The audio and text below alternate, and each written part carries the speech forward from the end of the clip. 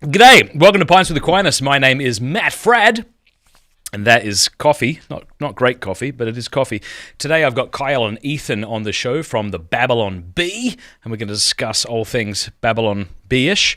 But before we do that, I want to say massive thank you to Exodus 90 who are supporting this show.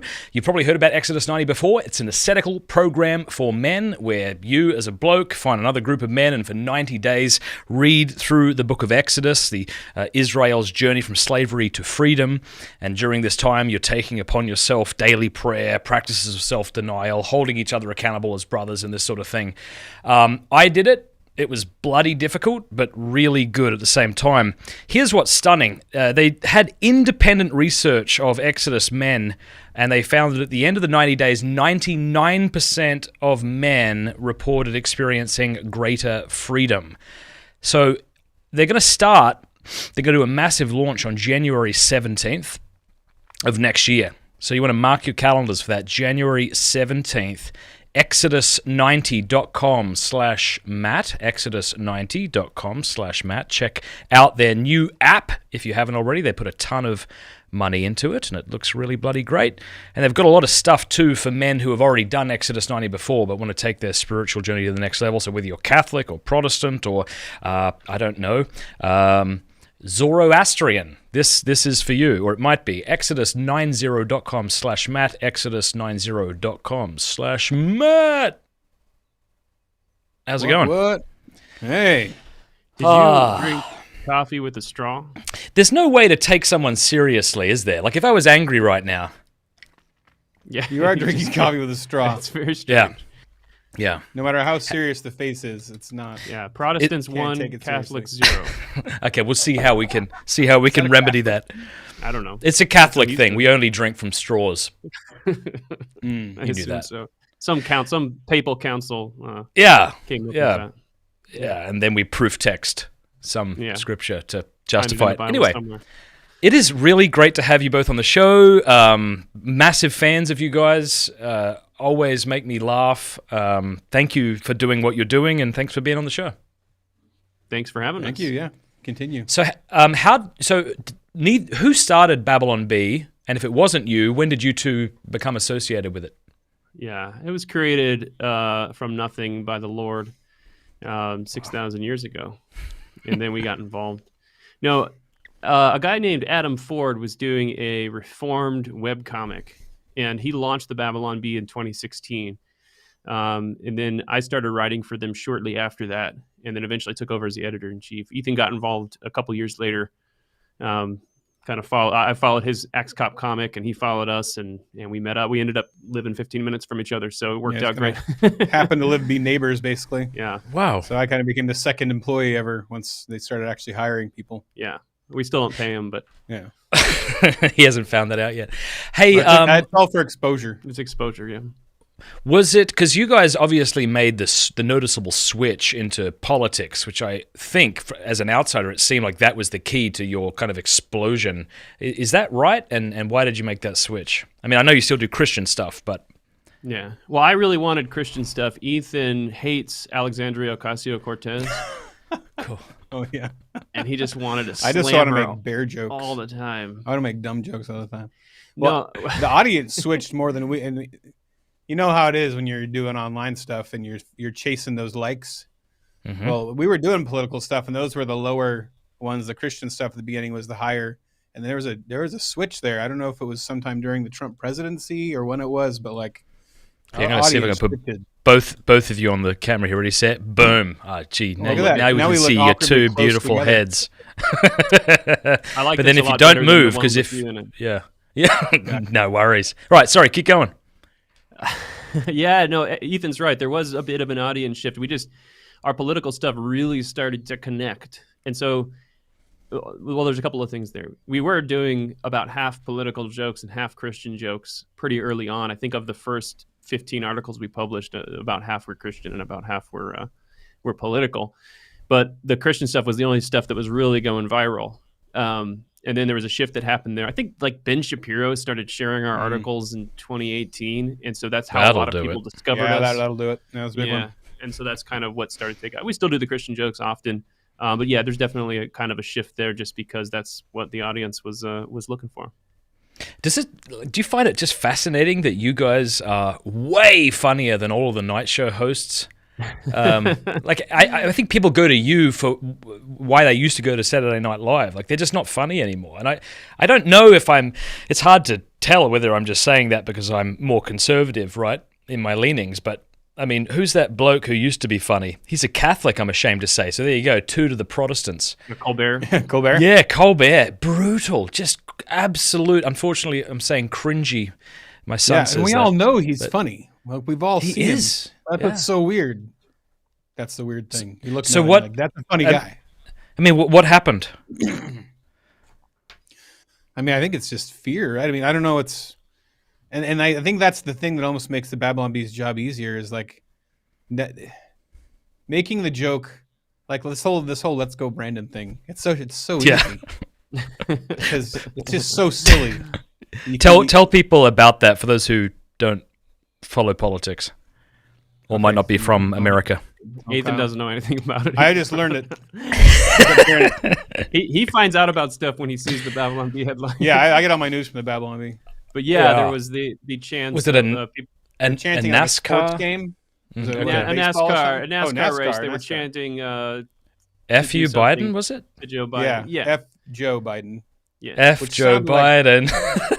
Yeah. Which, And I guess the lady there, with this microphone lady, the microphone lady. That's what Yeah. they call and the, she was the like, ladies that report on the sports. "Oh, I think they're saying let's go Brandon." So the microphone lady said, "Yeah, they're clearly chanting, 'Let's go Brandon,' because the driver's name was Brandon." Okay. So now it's 'Let's go Brandon.' So now if you say that, you're just saying mean things now we've about Joe explained Biden. it. We've thoroughly explained it. But it's so easy. But anyway, it's like, so there's those really obvious jokes, or the things like the trans female bodybuilder, like that kind of stuff. That everyone's just like, can't joke about it, and we're like, well, and you just make a little quick joke, and then everyone's dying because everybody wants to joke about it, right? Oh my gosh, yeah. Yeah, I mean, how have y'all not got cancelled? And are there people at the Babylon Bee who are sort of monitoring, okay, don't say that, that's definitely a tripwire, just go this far but not further? Yeah, is that a thing? Is that a full-time job? And he's the guy who says what That's can my and can't job. be done, yeah. Yeah. But I mean, I think there's a difference there. Like I think writers shouldn't be writing with that mindset. Like if you're coming up with headlines, you're pitching jokes, you should be able to kind of do whatever, don't write from a place of fear where you're afraid of the audience, you're afraid of going too far. That's what Norm Macdonald did so well. Weeds that out, but What was that? Sorry, I said that's what Norm Macdonald did so well. I went down a rabbit hole accidentally by clicking on a Norm Macdonald video today and just kept going. And yeah, it's like I had no idea how. I know they tried to cancel him, but that guy's just hilarious and says what we're thinking and says what you would say with a mate over a couple of beers. But now apparently we can't say that kind of stuff.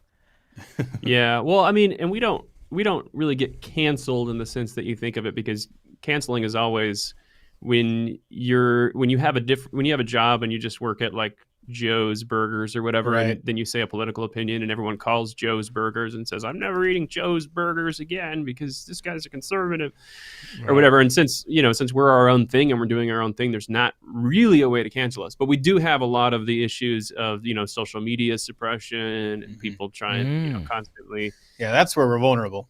Yeah. Social media platforms, or if any of these money platforms like PayPal or these people like that decided we were bad, we punched down. And yeah, and that's kind of like what their tactic is they're constantly trying to categorize us as not satire or not comedy and misinformation. Oh. And if they can do that, then they can start, really turning the screws.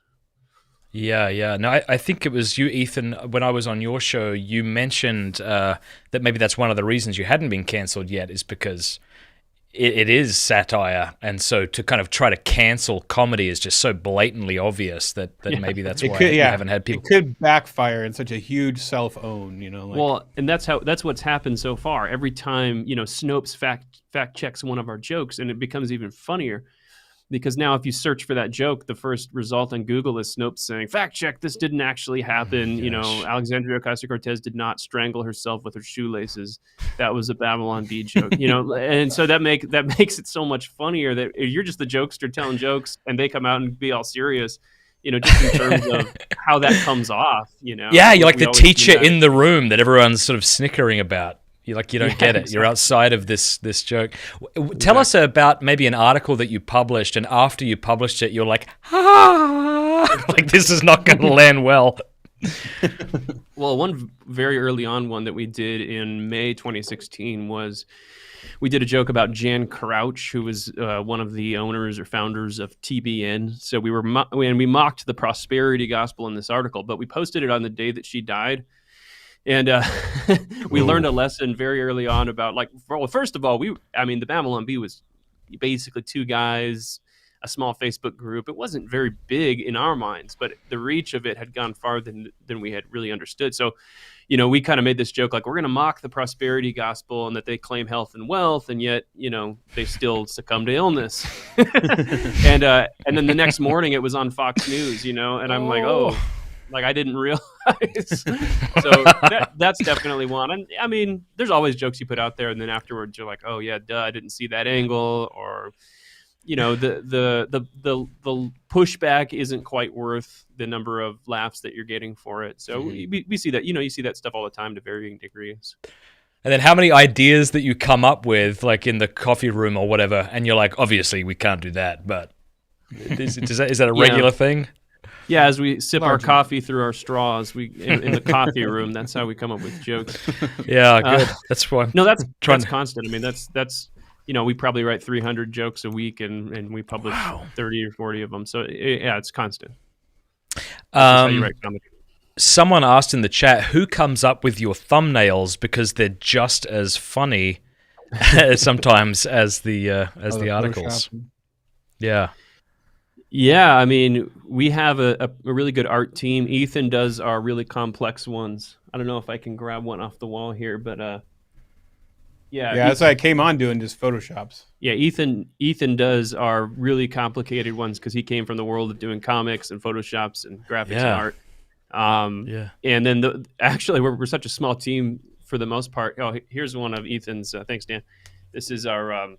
That is amazing. That is really sensational. Yeah. This is our Christian cinematic universe. So we've got Larry Boy and Kirk Cameron there. And who is Kirk Cameron supposed to be? He's just Kirk Cameron. Oh, he's just Kirk Cameron. He just had to be in there, I guess. He's the leader. So these really intricate ones that take dozens of hours are all Ethan. But yeah, typically like whoever's running the site for the day, if I'm in the driver's seat, I'll end up having to Photoshop most of them just because they're they tend to be a little easier. So I wasn't planning on doing this, but I really just kind of want to read an article with you guys that I just saw, because I saw it and really spat out my coffee through my straw, which would have been fun. Flamethrower crew arrives to disinfect Bill Clinton's hospital room. I haven't read this one yet. I haven't read this. We'll see. Let's see here. With former President Bill Clinton released from the hospital after a serious infection, hospital flamethrower crews have arrived on site to disinfect his hospital room. This is just our standard procedure whenever Bill Clinton visits a hospital, but we've never seen anything like this, said Pyro Disinfection Team Leader Chet Cordray. He had every infection in the book. 3 of our staff got chlamydia just walking into the room. We have no choice to torch the entire room before the deadly infection spreads to threaten the rest of the world's populations. As soon as he finished speaking, an oozing cluster of infection sprouted legs and screeched a hellish screech as it charged team. What? Kill it with fire, cried Cordray as he engaged his flamethrower. Die, infernal creature! After 30-minute sustained burn in the room, sources are reporting that the repulsive cocktail of infections has been contained. For now. Update, never mind. They had to burn down the whole hospital. I got to talk to Joel about that one. Remind me. So the joke is Bill Clinton has a ton of STDs. I like the explanation. Just a bunch. So they had to torch it. They had to torch it all. Yeah. You should do that. Kind of like Jesus breaking down his parables. You guys should break down the satire.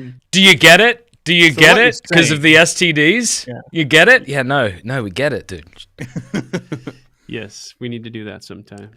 I am a subscriber of the Babylon Bee. I got that beautiful hard book Bible-looking thing.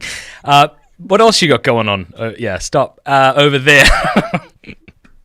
What else you got? What else do you want to shill before we go any further? Yeah. We got our new book coming out. We have a new book coming out in 2 weeks-ish, November 2nd, called The Babylon Bee Guide to Wokeness. And that's a fun couple 100-page, almost bathroom reader where we have tons of comics and illustrations and stick figure guides to being woke. So if you read it, you will become woke.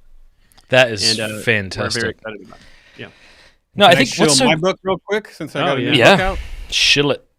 Okay, so I'm a huge Chesterton fan. I've been a part of a couple of Chesterton reader groups where I've read a ton of his books, but I'm not a scholarly guy. I didn't go to college. I'm not smart. But I get asked all the time, how do I get into Chesterton? And there's not like a good Chesterton book. So I decided to make a book, a collection of the best entry-level essays for Chesterton, I thought. I wrote intros for all of them, 400 footnotes on it. It's called Chesterton's Gateway. It just came out. And it's in hardcover, really softcover, Kindle, and the audiobook's coming out soon. So it's it's cheap. I'm showing folks now. If you ever want to get into them, then check it out. Chesterton's Gateway. Oh, that'll be. Will you do the audio read too? I did. Oh, good for you. That'll be great. It's getting approved right now by the Amazon minions. So since we have to mention the Catholic Protestant thing, does the fact that he became a Catholic convert from Protestantism ever cause you pause and make you consider whether you should be Catholic? I've played with it. I grew up kind of Catholic. My mom was Catholic. When my parents divorced, me too. My mom was Catholic and my dad was Pentecostal. So I went between the two churches, and I went through like the whole catechism and everything. There's a side of me that really likes the tradition and symbolism and all this stuff in Catholicism. I don't think my wife would go for it now. I'd have to be really passionate about it. What if you record a conversation of you telling your wife that I converted you, and then you could play that as a clip? That could be fun. How would that? What? I don't know. She doesn't really listen to podcasts. No, I mean you call her on the phone and record the conversation of you saying you've decided to convert and how excited you are about it. Oh, and see what she. Just record that. Yeah, get her reaction. She would just roll her eyes. Yeah. Okay. Whatever. Yeah. I'm not really. You go. I'm not really convinced with Chesterton. I mean, I know like it's cool that Catholics have Chesterton, but at the Congratulations, Catholics. Yeah, it's fine. But like as Protestants, we have Kevin Sorbo. So when Chesterton does his things specifically about Catholicism, I admit I'm not as like. It's when he's talking about life. Yawn. Yeah. It's when he's talking about life, wonder, and cheese. Tradition, and cheese. Hats. Right. Yeah, what does he say? That poets have been curiously silent on the topic of cheese. Mysteriously silent. Peter Kraft once said regarding kind of ecumenism, he said, when a maniac is at the door, feuding brothers reconcile. And I feel like in a way, the pro-life movement would be one thing that's done that, but so is Babylon Bee. It sort of like brings Catholics and Protestants together to kind of laugh at themselves and other people, which makes life more bearable. Yeah, I do feel like, I think early on we did some jokes that were more very Protestant specific, and I think I didn't realize till later how much the content was resounding with Catholics as well, because there really has been this kind of cultural shift, where we have the wolves at the door or maniacs at the door or whatever you just said. And and I think there's I wasn't really listening, but I think there is this sense in which, we have strange bedfellows nowadays, it seems like. Not in a gay way. I mean, not a gay kind of thing. No homo. No homo. But just more like two men away from their wives at war, trying to keep warm, snuggling, but nothing gay. There's nothing wrong with a nap. Continue. Right. Gee, gosh. These naps. I think that there is this weird alliance, where like 5 years ago, it's like I would have liked to debate Catholics online about theology and stuff, and now I'm like, I would kind of take like a Catholic theocracy. I'd be okay with that. Unless Pope Francis was at the helm. Next question. Yeah. Right. Awesome, man. Okay, cool. It's one of the criticisms. I've had Seamus, what's his name, Cochran on the show. He speaks really highly of you, Ethan, as an animator. I didn't know. Do you do those animations? Yeah, if you see our animations, I mean, it's not. I do a lot of the designs and stuff, and I animate some of it. I have Okay. about 2 other guys to help me here. So. He's selling himself short. I just don't want to. I don't want them to have credit too. They put a lot of work in. Right. I thought you were going to be like, yeah, Ethan, do you do the animations? Yeah. Well, no. Well, I tell people what to do. Sure. So, I mean, I say that looks Some good. of them I literally do tell people to do, and other ones I do a lot more. But one of the things Seamus has done a good job of, I think, is criticizing the conservative movement in the United States, which essentially advocates for whatever it was that liberals or leftists defended 10 years ago. It is kind of weird that Dave Rubin, who, is in a gay quote-unquote marriage and has all sorts of different opinions now, would be considered conservative. Bill Maher might be close to being thought of as conservative. Maybe Joe Rogan in certain aspects. It's kind of weird. So it's that makes me really nervous that the conservatives are just selling out to whoever will kind of take our side in any little fight. What do you think about that? Well, we'll even take Catholics now. Really lower in our standards. You have really, yeah. I mean, but bottom of the bucket. I mean, I think there's something to criticize about that, and I also think that there's something to be praised about that in the sense that I think the movement on the right, we can very much kind of set aside things, or at least know that there is some kind of nuance. Recognize what the important battle is at this moment, and kind of set aside. We've had Dave Rubin on this show. We've had other gay conservatives on the show, and it's like we can sit there and have a very serious discussion about those things and disagree with them, and yet recognize that in this broader culture war, there is a sense in which we're like, we will take you over, Antifa. For sure. No, I've had Dave on my show as well, and I got a lot of love for the guy. Not in a gay way, but just normal kind of. Snuggling on the couch kind of way. Just wives are away, warm at night kind of. Yeah. So no, I love him. He's great. But I am concerned about that sometimes, that we're just sort of, and you wonder too, like the what's acceptable right now to publish on YouTube is just going to keep getting pushed further and further.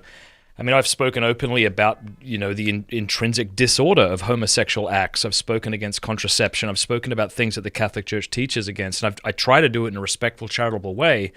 But you kind of get the sense that at some point these things are going to become less acceptable on the only main space we all have to communicate, YouTube, Twitter, Facebook. So that they're just going to just shut us out, suffocate us. And it's kind of like what's been happening in Hollywood. You watch Hollywood movies and it's like these people living lives and there's no reference to religion at all, as if people can kind of just live these sorts of lives and they've never heard of Jesus, That's fantasy. Yeah, it is. But now it's like we're going to get to the point where we're all going to be the actors in Seinfeld or whatever movie being portrayed to the world, but there's just no mention of the things that cause anybody any offense. And that really bothers me. Like, part of me's pissed off about that, and I just want to say things frankly and straightforwardly, like men are men and women are not, and women are women and men are not, and things like that. But at the same time, it sucks that I've got to think in the back of my mind, like, is it worth pushing this envelope if I get cancelled? Because we're all self-interested as well, and so it's like, how do you thread that needle? Yeah, and it's also like pushing everybody into these preaching to the choir sort of spaces, and that's the thing is like, if you want to reach people outside of your point of view, that's getting harder and harder.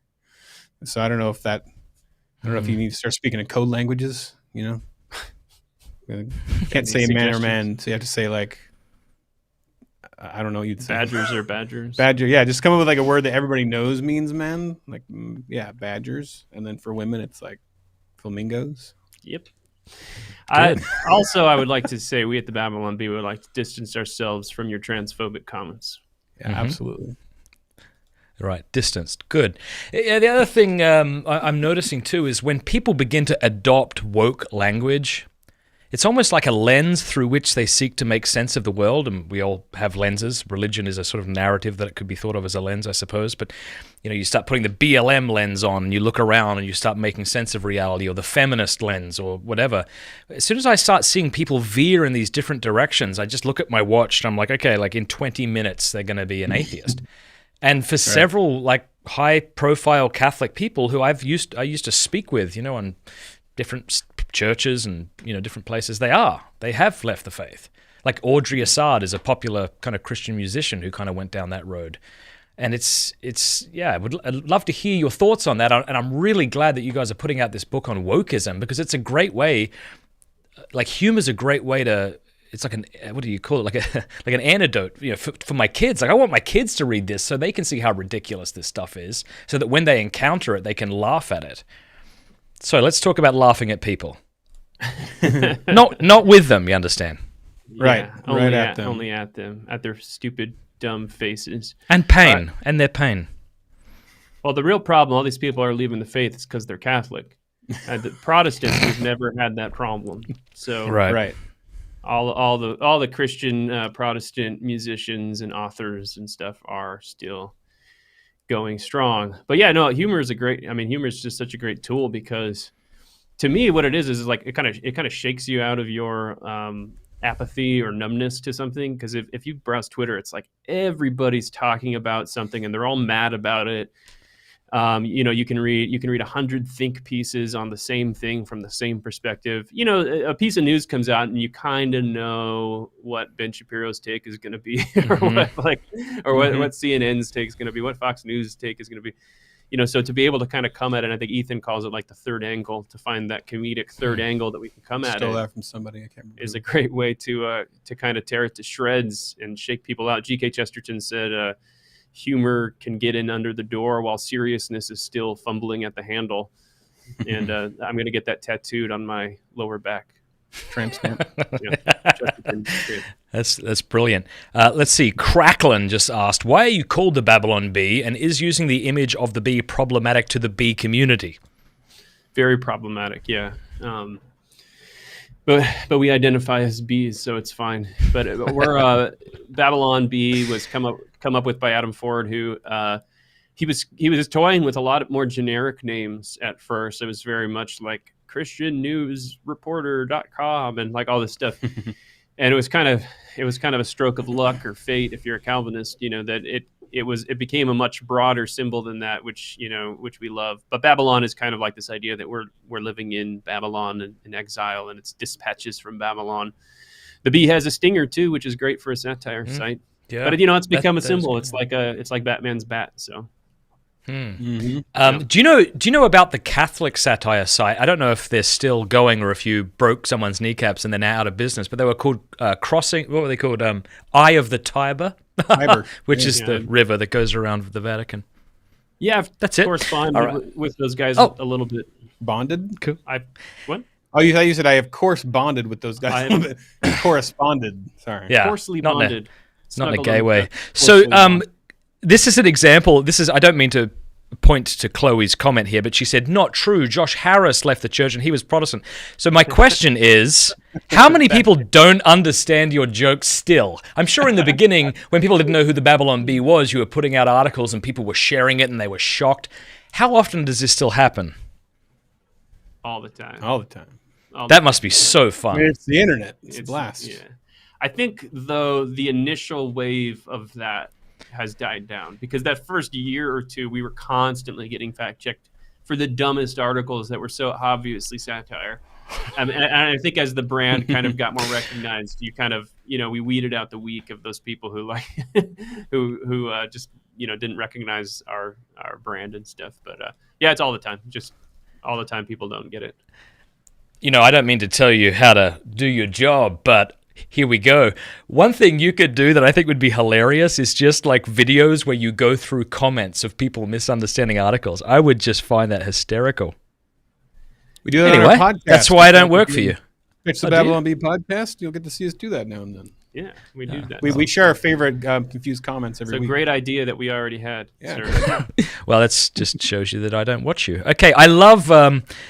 what was this one? The one you did of Joel Osteen. I looked it up, but here it is. Joel Osteen sails luxury yacht through flooded Houston to pass out copies of Your Best Life Now.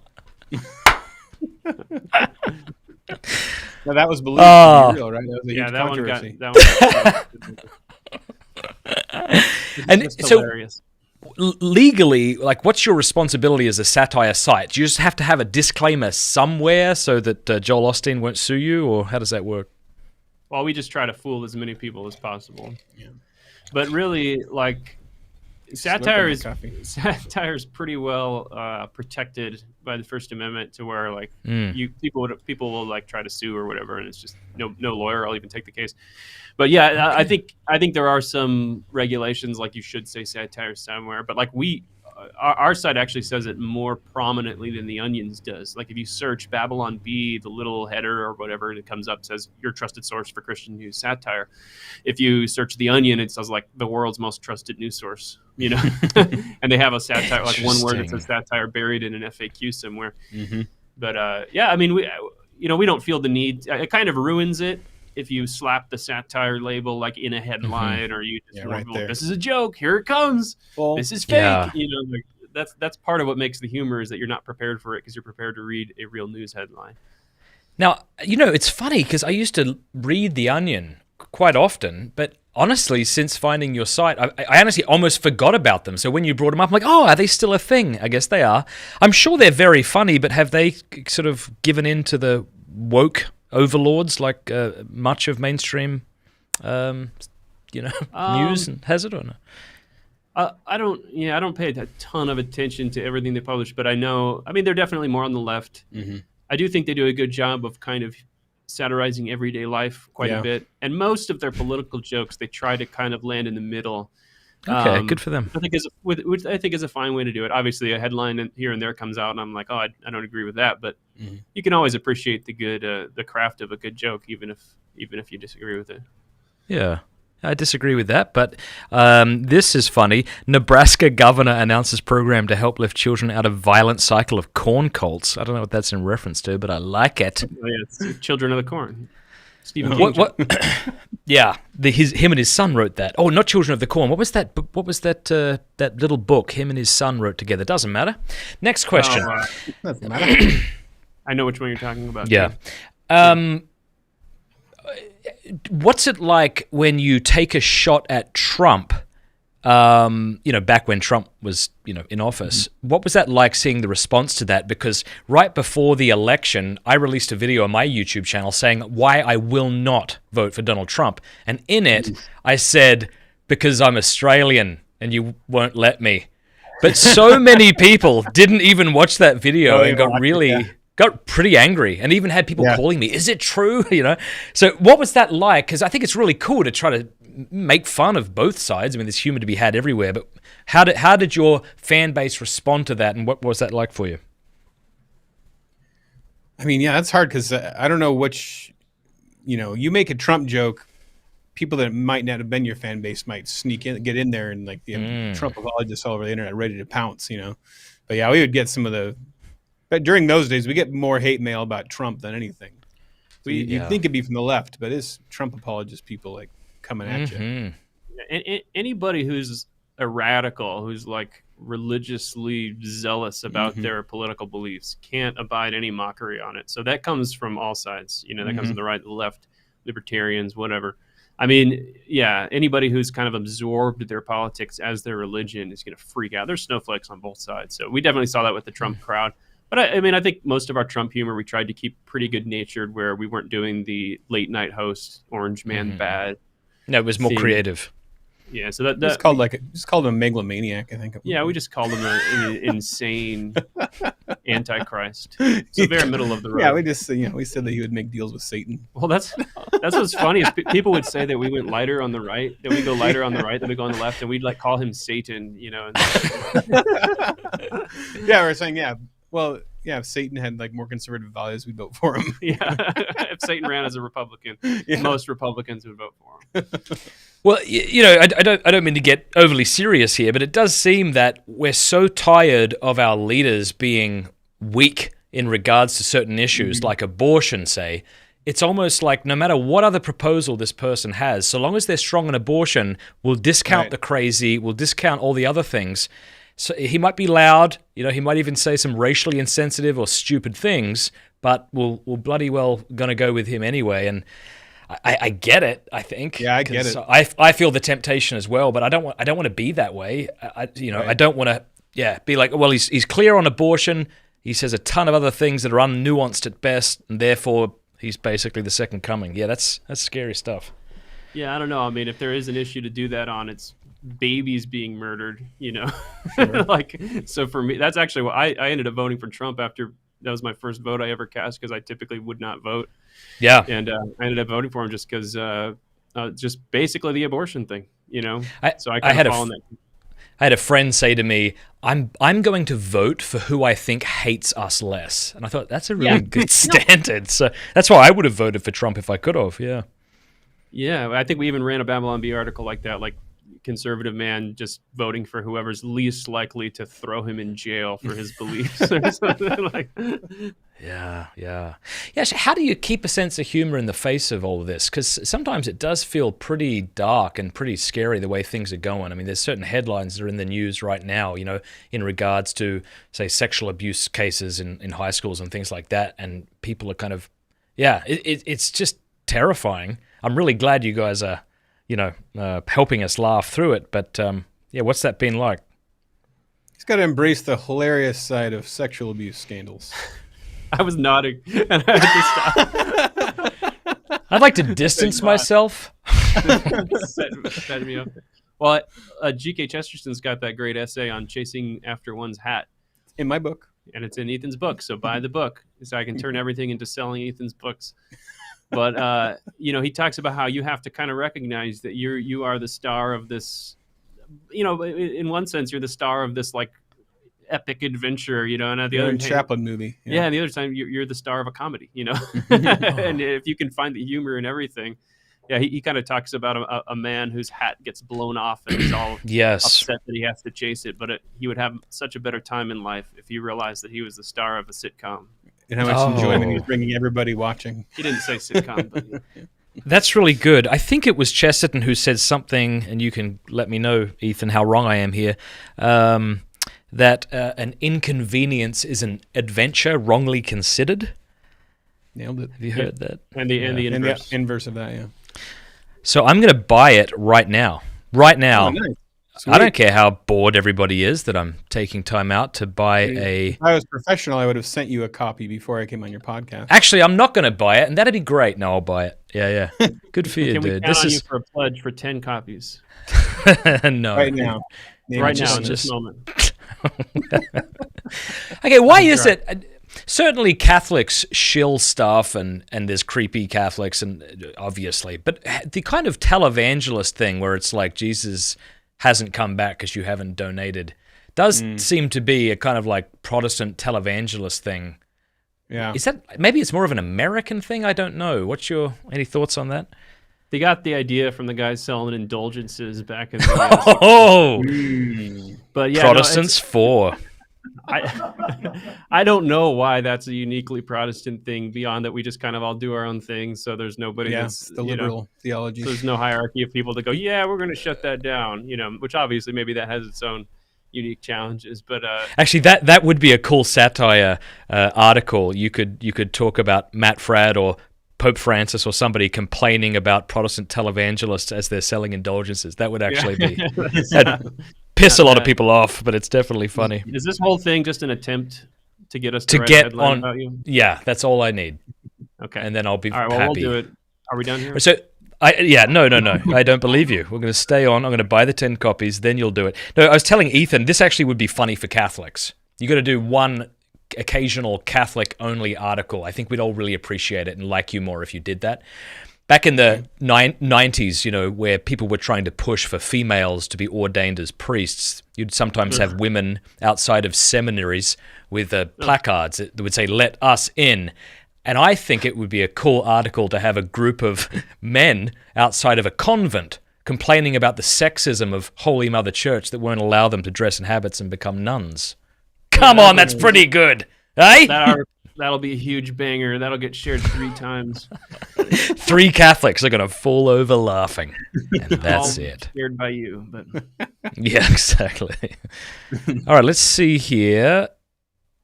This is funny. So someone just said in response to the televangelist thing, they said, "I'm Catholic," and Matt was totally asking for that one. So that was good. This guy says, "You should buy more straws for your coffee while you're at it, Maddie." That just felt insulting, actually. Throw it in there. Yeah, that's one of those great add-on items to get free shipping. Amazon subscribe. Yeah, you can get a save and subscribe order. Subscribe and save. Get a few hundred Any- straws. Yeah. What else we got? We're really When's this? grasping at straws. Yeah.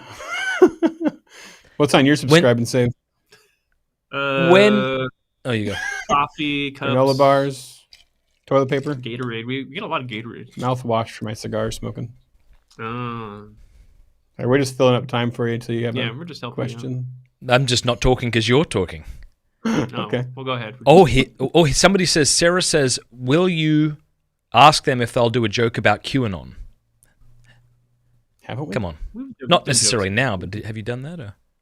Yeah, we've done jokes about QAnon. Just Google it. Yeah, so Bro. Babylon B, QAnon. Just see what There's happens. probably a bunch There's of gotta be hilarious something. jokes. They're really funny. Trust me. I don't remember what they are right now. Bangers.